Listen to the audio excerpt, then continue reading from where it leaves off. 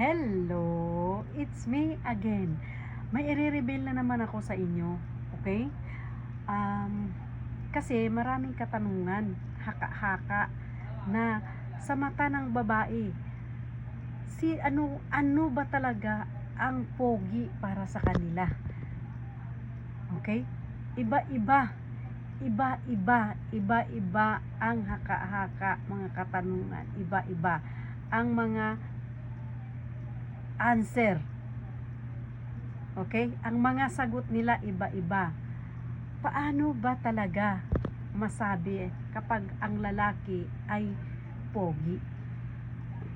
Kasi sa akin, pag ako tanungin mo, wala sa panlabas na mukha. Wala sa tangos, sa ganda ng mata, sa ganda ng lips. Wala yan. Wala sa pangit or gwapo.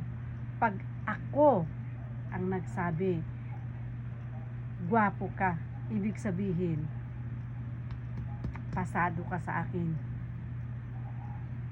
Paano mo masabi? Paano ko masabi kung ang lalaki gwapo? Kapag titingnan mo naman, pangit naman. Hindi naman, sa iba, hindi naman kagwapuhan.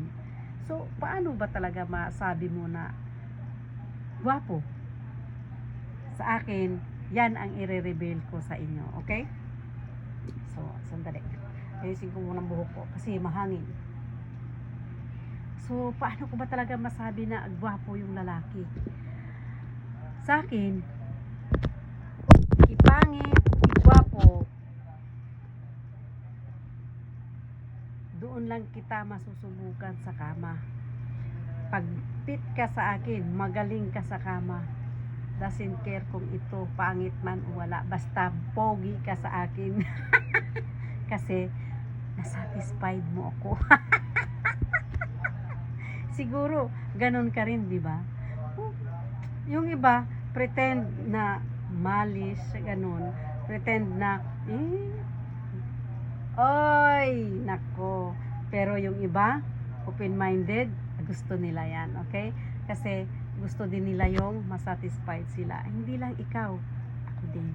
Okay? So, ayan. Ngayon, nalaman mo na gusto mo rin ba yung ganyan? Yung masatisfied? Comment down below, okay?